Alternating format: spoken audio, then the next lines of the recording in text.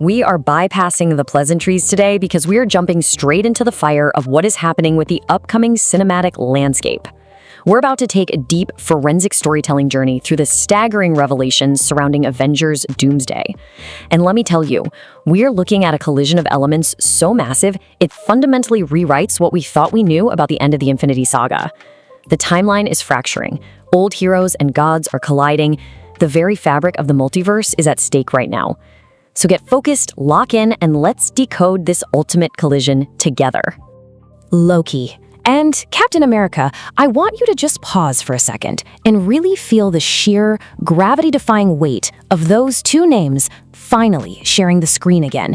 We are talking about the God of Mischief and the first Avenger. Loki is back in Avengers Doomsday, and his very first scene is an absolutely massive one. Think about their history for a moment. Go all the way back to 2012 in Stuttgart, Germany, where Captain America first forced Loki to yield. The last time I was in Germany and saw a man standing above everybody else, we ended up disagreeing. Remember that? For years since that exact moment, these two characters have existed on completely divergent paths, handling totally different existential threats. Steve Rogers grounded himself in the ideals of humanity. He just wanted to save people. Meanwhile, Loki literally ascended to godhood to hold the multiverse together with his bare hands. The idea that they are finally coming face to face again, it's not just a fun little reunion. It is a tectonic shift in the narrative universe. So I have to ask you directly, are we truly ready for this collision of timelines? Because this isn't just two characters casually walking into a room together to swap war stories. This is the merging of two completely separate, incredibly complex temporal histories. On one hand, you have a man who went back in time, bending the rigid rules of the universe just to find a sliver of peace and a normal life. On the other hand, you have a god who stepped entirely outside of time, sacrificing his own freedom, his own happiness, just to save everything in existence. As we move through this explanation today, I want you to keep this fundamental question in the back of your mind. We are about to pull apart the deeply woven threads of exactly how and why these specific timelines are crashing into one another, and what it means for the future of everything we've watched unfold over the last decade. Let's dive right into Section 1, the Doomsday Reunion and the return of the God of Mischief.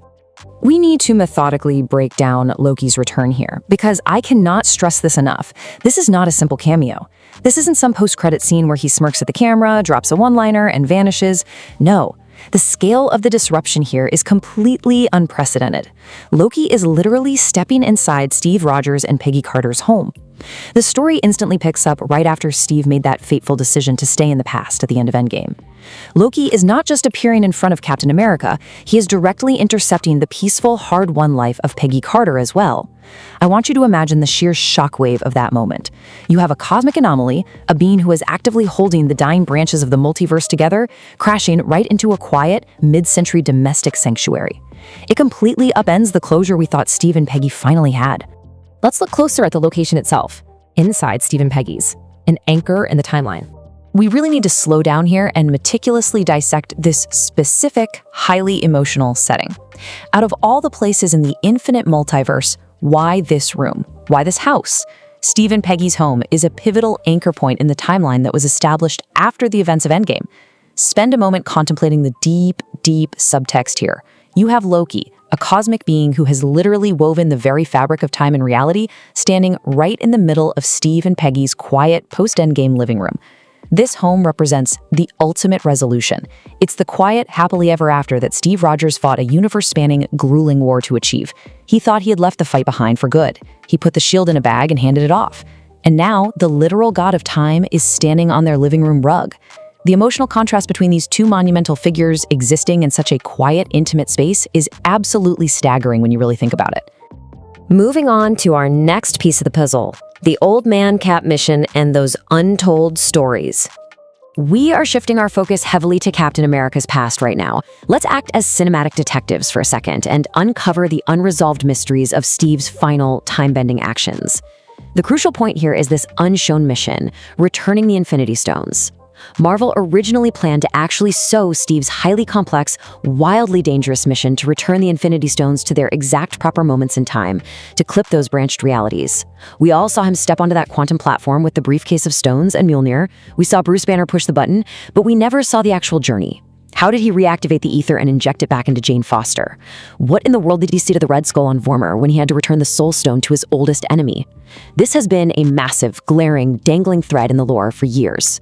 Well, we are finally pulling that thread, and Doomsday is exactly where those missing pieces are going to be examined. Let's methodically map out this exact journey across time. First, Steve travels from 2023 back to various alternate pasts to clip the branches he and the Avengers created during their time heist. That's step one. But instead of coming right back to the present, he makes the conscious, timeline-altering choice to stay in the past with Peggy in 1949, creating a localized temporal event. He lives his life in secret, aging naturally over decades, ultimately becoming the old man Cap we saw sitting peacefully on that bench by the lake back in 2023. Doomsday might finally explain the missing mechanics of this exact journey. How exactly did he manage to become Old Man Cap without shattering the sacred timeline entirely? Did the Time Variance Authority just allow it? Did He Who Remains specifically pave that road for him to ensure things played out perfectly? It's a huge mystery. And more importantly, why is Loki suddenly involved in Cap's peaceful timeline? This right here is the crucial, dramatic question that everything hinges on.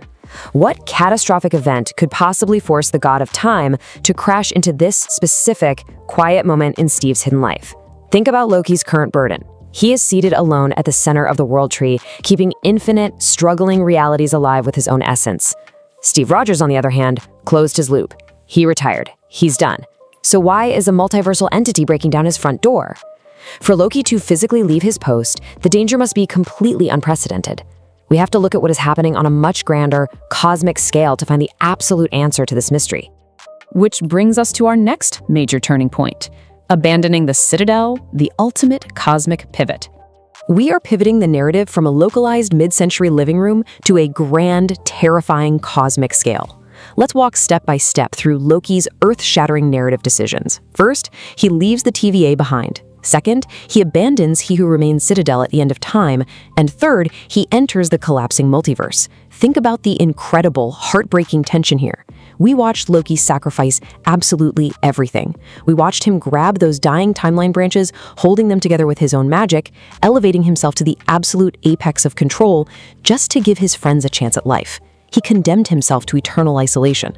So, to abandon that throne, to leave the Citadel behind and plunge directly back into a collapsing multiverse, it means that whatever is happening out there is so terrifying, so overwhelmingly dangerous, that staying at the end of time is simply no longer a viable option. and what is that danger? Let's talk about the multiverse, collapse, and doom, the existential threat. We are bringing a dark, very serious tone to this explanation right now. We are introducing the terrifying, looming catalyst that completely forces Loki's hand. Consider this impending, horrific reality. The multiverse itself is collapsing, and Doctor Doom is on the move. I want you to let that sink in with the immense gravity of a massive summer blockbuster tagline. The entire multiverse is actively collapsing. The very boundaries of reality, the branches Loki fought so incredibly hard to weave together and keep green, are turning to ash and giving way. And the reason? Doctor Doom is on the move. Doom is not just a localized, earthbound villain trying to take over a city.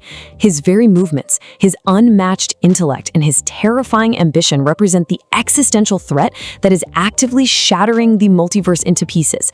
Doom's arrival forces a massive, undeniable cosmic reaction. His machinations are directly responsible for this multiversal collapse. We are looking at incursions, realities violently bleeding into one another, destroying entire universes upon impact, skies turning red, planets colliding. Doom's sheer power and his dark understanding of the multiverse are causing a ripple effect that touches even the quietest, most hidden corners of history. This is exactly why Loki abandons the Citadel. He is left with absolutely no choice. The threat is so incredibly vast that sitting on a throne at the end of time won't save reality. He'd just be ruling over an empty void of nothingness. He is forced into action, forced to step back into the fray and seek out an Avenger, specifically Captain America. It all comes down to this: the ultimate war, connecting the mess. This is where all of our meticulously unpacked narrative threads come together into a massive, climactic conclusion. Loki is the definitive key. He is the bridge connecting Cap's timeline mess, that localized paradox of Steve deciding to stay in the past, directly with the sprawling, chaotic cosmic scale of the multiverse war. You see, Steve's decision to stay with Peggy wasn't just a sweet romantic ending for a tired soldier. It was a temporal anomaly. It was a massive deviation from the natural flow of time. And in a collapsing multiverse where Doctor Doom is actively tearing reality apart, those temporal anomalies become highly volatile flashpoints. They become weaknesses in the armor of reality. Loki isn't visiting Steve to catch up over a cup of tea. He is there because Steve's temporal footprint is intrinsically tied to the survival of the multiverse itself.